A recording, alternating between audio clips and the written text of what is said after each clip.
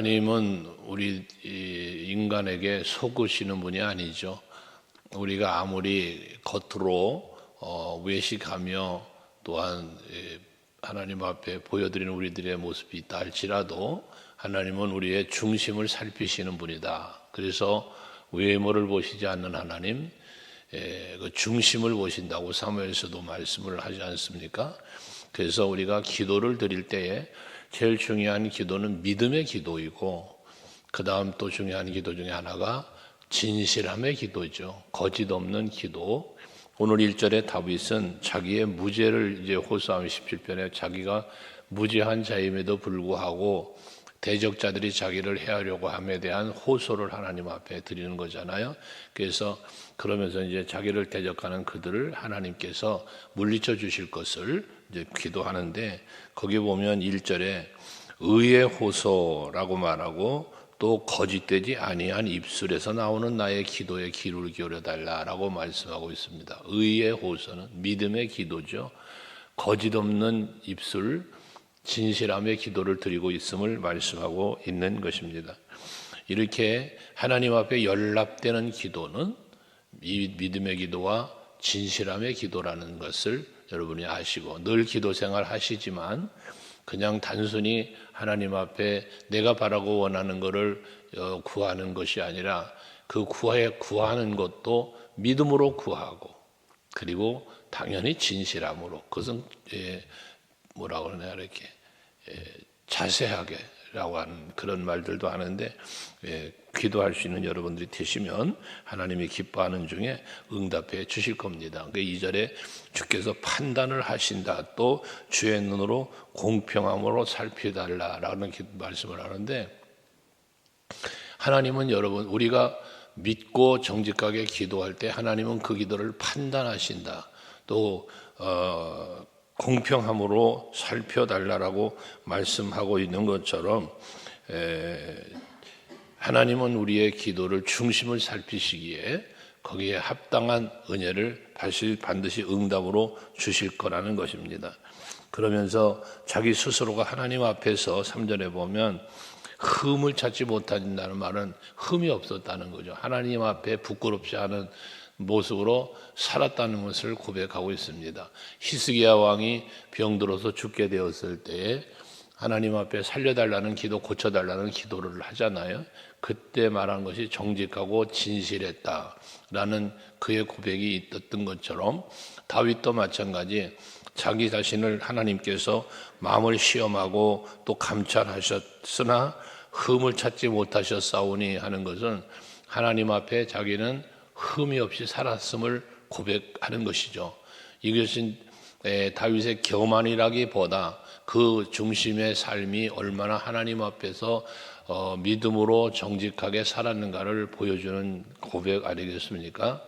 여러분들도 하나님 앞에서 교만해서가 아니라 흠 없이 살고자 하는, 하나님이 보시기에 합당히 여김을 받을 만한 삶을 살기 위한 애씀이 여러분들에게 있기를 원합니다. 그래서 그는 3절 마지막에 내가 결심하고 입으로 범죄하지 아니하리이다 라고 말합니다. 하나님 앞에서는 흠이 없이 살기 위해 뭐 했다는 거예요? 말을 조심했다는 거예요. 우리가 생각하는 것도 말하는 것도 우리들의 모든 행위도 하나님은 다 알고 계시고 보고 계신다는 이 코람데오의 신앙이 우리에게 있으면, 두 가지 말씀드렸잖아요. 이 임마누엘의 신앙인데, 내가 하나님 앞에서 산다는 의식은 임마누엘이야, 하나님이 나와 함께 하신다는 신앙이라고 그랬잖아요. 그렇게 하나님이 나와 함께 하고 계신다는 사실을 믿게 되면 그 앞에 범죄하지 않는다. 요셉처럼 하나님이 나를 보고 있는데 어떻게 내가 그 앞에 범죄를 할 수 있겠습니까? 하며 죄를 짓지 않는다는 겁니다. 그 다음에 하나는 하나님이 나와 함께 계심을 믿기 때문에 담대하다. 두려워하지 않고 담대해진다는 거예요. 그래서 여러분, 다윗도 마찬가지지만 스스로 내가 결심을 했다잖아. 입으로 범죄하지 않겠다잖아요. 그게 흠없게 살게 된 이유였다는 거예요. 그래서 여러분들도 항상 하나님 앞에서 나의 마음의 생각과 말까지도 조심하면서 살도록 힘쓰자는 것이고요. 또 4절에도 보면 나는 주의 입술의 말씀을 따라 스스로 삼가서 포악한 자의 길을 가지 아니하였다고 말합니다. 하나님의 입술의 말은 하나님의 말씀이잖아요. 하나님의 말씀을 따라 살았다는 거예요. 포악한 자의 유혹이 있고 포악한 자와 함께하지 있지만 그들과 함께하지 않았다는 거예요. 그들을 따라가지 않았다는 거예요. 그들의 길을 걷지 않았다는 겁니다. 시편 1편에 보면 복 있는 사람에 대해서 악인의 길을 따르지 않았고 죄인의 길을 서지 않았다라고 않는다 말하잖아요. 그것처럼 우리가 살아가는 삶의 발걸음은 언제나 하나님의 말씀 따라 순종하는 삶의 길을 걷고 죄인의 길, 포악한 자의 길, 오늘 본문에 말하는 길은 걷지 않도록 힘쓰는 우리의 행위가 하나님 길을 얘기한다면 예수님이 길이라고 말씀하셨으니 그 예수님을 따라가는 삶을 살지 예수님을 떠난 죄악된 삶을 살지 않겠다는 이야기 아니겠습니까? 여러분들이 오늘을 하루를 사시면서도 포악한 자의 길, 죄인의 길을 걷지 마시고 의인의 길, 생명의 길, 주를 따라가는 길을 걸어갈 수 있기를 바랍니다. 뿐만 아니라 5절에 보면 나의 걸음이 주의 길을 굳게 지키고 실족하지 아니했다 그러잖아요. 그러니까 포악한 자의 길을 안 가는 거예요. 오직 여호와의 말씀 따라 인도하시고 지시하시는 곳을 따라 주의 길이라고 여기 표현했는데 그 주의 길 여호와께서 부르심을 따라 그 앞에 나아가는 길, 가라고 명령하신 길을 따라 나아가는 길, 다 주의 길이죠. 하나님을 따라가는 길, 하나님의 일을 이루어가는 길, 주님이 기뻐하는 길, 이게 주의 길이거든요. 그 길이 바로 생명의 길, 복된 길이니까 그 길을 걷기 위해서 뭐 했다? 굳게 지켰다. 실족하지 않았다. 미끄러지지 않았다는 거예요. 넘어지지 않고 그 길을 걸어갔다는 겁니다. 포기하지 않고 걸어갔다는 겁니다. 여러분들이 항상 믿음의 길, 생명의 길, 주님과 동행하는 길을 걷기 위해서 늘 마음을 굳게 하시고 변질되지 않는 그러한 마음으로 항상 주를 바라보며 따라가는 여러분들이 되셔야 할 겁니다. 그러면서 6절에는 보면 그가 기도함에 대해서 하나님이여 내게 응답하시겠으므로 라고 말해. 응답하시겠으므로 내가 불렀고 내게 귀를 기울여 내 말을 들으소서. 뭐예요?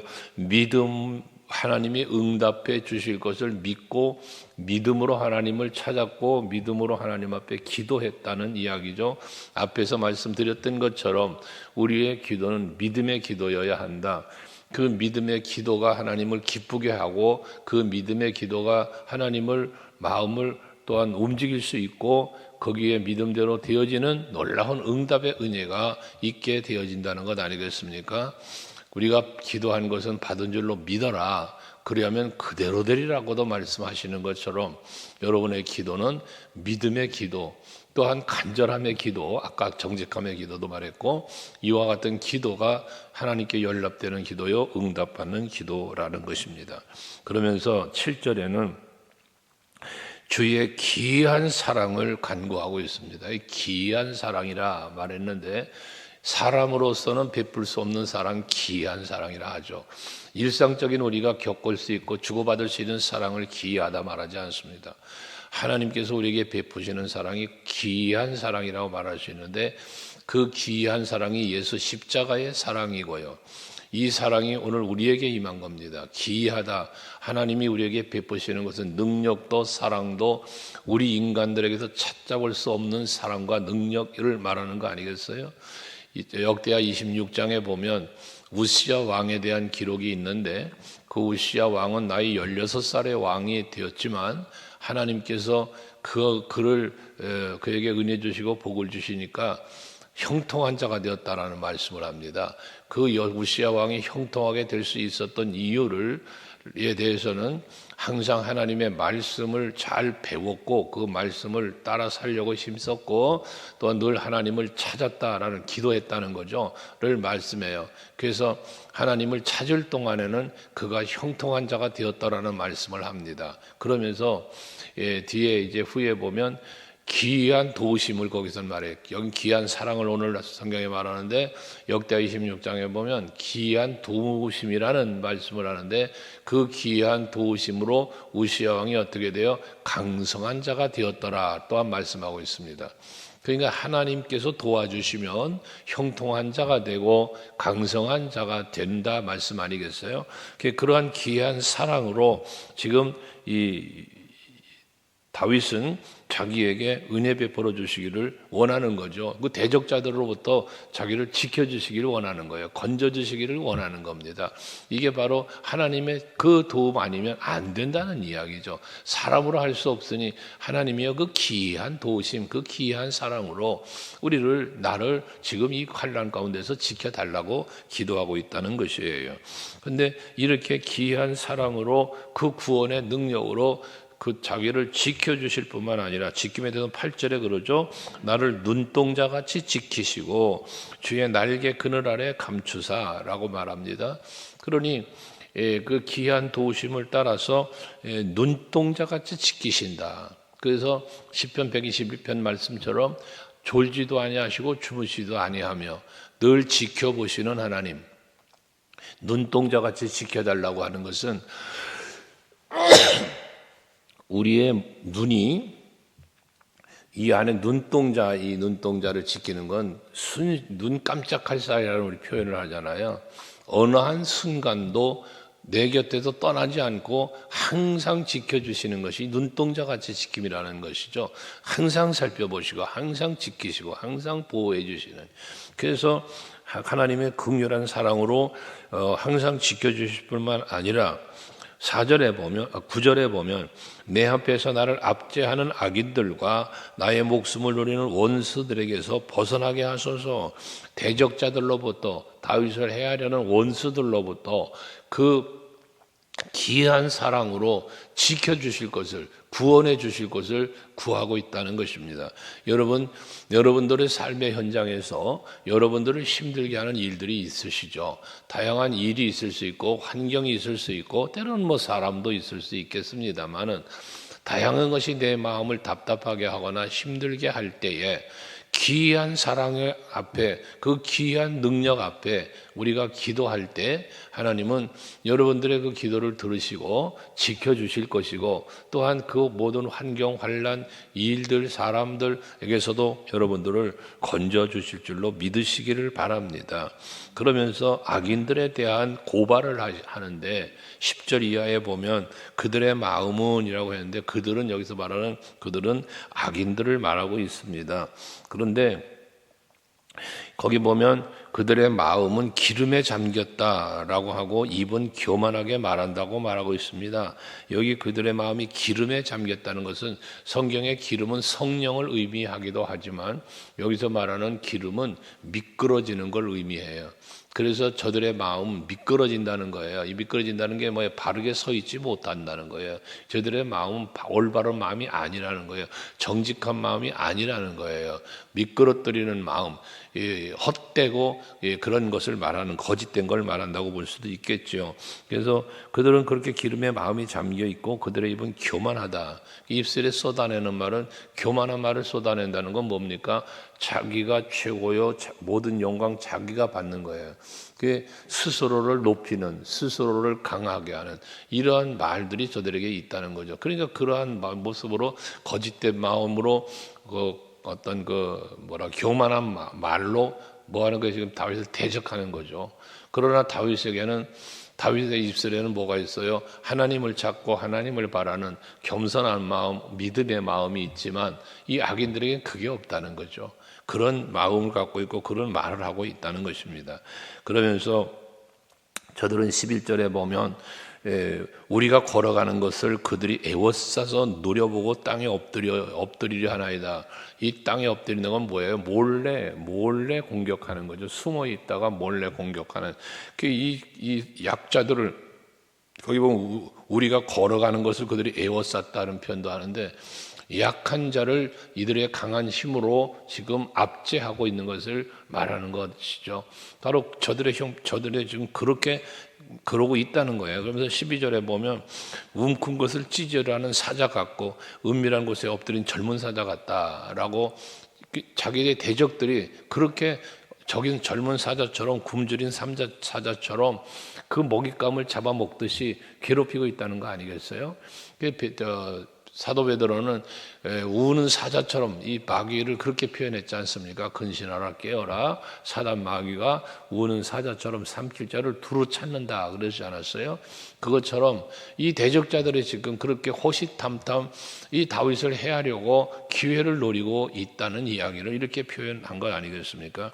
그렇지만 아무리 대적자들이 그렇게 몰래 숨어서 악한 마음으로 거짓된 마음으로 또 교만한 말로 또 여러 가지 행위로 다윗을 해하려고 할지라도 그 상황을 이렇게 말했지만 13절에 보면 뭐래? 여호와여 일어나 그를 대항하여 넘어뜨리시고 대적들을 물리쳐 주실 분은 여호와라는 거예요. 그러니까 여호와여 일어나라고 하는 것은 나를 위하여 일해달라는 거죠. 하나님 지금 내가 이런 대적자들에게 이렇게 노출되어 있고 이렇게 위기에 처해 있으니 여호와여 나를 위해서 일해 주세요. 이걸 일어나시라고 표현을 한 거죠. 그러면서 도와주실 것을 말씀한 거 있습니다. 그러면서 주의 칼로 악에서 나의 영혼을 구원하소서. 우리의 영혼을 내 몸과 영을 지켜주실 분은 여호와 하나님이심을 믿기 때문에 이와 같은 기도를 하잖아요. 그러면서 14절에도 마찬가지 주의 손으로 나를 구하소서라고 말해서 오직 여호와 하나님의 앞에 말한 기이한 사랑이라고 말했는데 여호와의 손길은 두 가지 손길을 우리가 생각합니다. 전능하신 능력의 손길, 자비와 긍휼이 많은 사랑의 손길. 우리는 이 두 주님의 손길을 바라면서 그 손을 붙잡고 살아가려고 해야 되고 그 자비롭고 능력 있는 손길로 나를 붙잡아 주시고 지켜달라고 기도도 해야 되는 것입니다. 다윗은 지금 그 기도를 하는 거예요. 그러면서 15절에 보면 나는 의로운 중에 주의 얼굴을 배우리니 깰 때에 주의 형상으로 만족하리이다 라고 해서 항상 주를 바라보며 주를 의지하고 주를 찾고 있음을 고백하는 거고 그리할 때에 언제나 주님께서 내 곁에 주의 형상으로 만족한다 했으니 언제나 주님을 발견하는 거예요. 보는 거예요. 그의 능하신 손길이 그 자비로운 손길이 일하심을 보는 거예요. 어떠한 주의 형상이라고 해서 어떤 모습을 이야기한다기보다 주님께서 일어나서 나를 위하여 일하시는 그 일하심을 발견하는 걸 말씀하는 겁니다. 어떻게 발견할 수 있겠습니까? 대적을 멸해 주시고 그 상황에서 자기를 건져 주신 평안을 누림 속에서 하나님의 임재와 일하심을 발견하게 되어지는 것이죠. 여러분들이 사는 삶 속에서 어디를 가서 무엇을 하든지 가는 곳마다 머무는 곳마다 하는 일마다 늘 새벽마다 기도하는 거잖아요. 하나님이 우리와 함께 해주시고 그래서 범사가 잘 되도록 은혜 베풀어 달라는 기도를 새벽마다 하는데 그렇게 일해 주시고 보호하시고 은혜 베푸시는 하나님의 그 손길을 그 일하심을 여러분 삶의 현장에서 발견할 수 있는 여러분들이 되시자는 거예요. 그래야 그 하나님 지금도 하나님은 이렇게 일하고 계시는구나 이 사실이 여러분들이 영으로뿐만 아니라 육체적으로도 육신의 눈으로도 발견하고 볼 수 있을 때 그것이 여러분의 누림이 된다고 늘 말씀드렸잖아요. 다윗은 그 고난 중에서도 그렇게 하나님의 일하심을 믿으면서 기도하면서 누림의 자리에 있는 거예요. 그 마음에 그 평안을 찾아가는 겁니다. 오늘도 여러분들도 오늘 주님 앞에 기도하시고 그 기도가 응답될 걸 믿으시고 그 응답해 주시는 하나님의 손길도 발견하시면서 하나님께 영광도 돌리고 여러분들의 삶이 평안한 삶의 누림이 있기를 축복합니다. 기도하시겠습니다.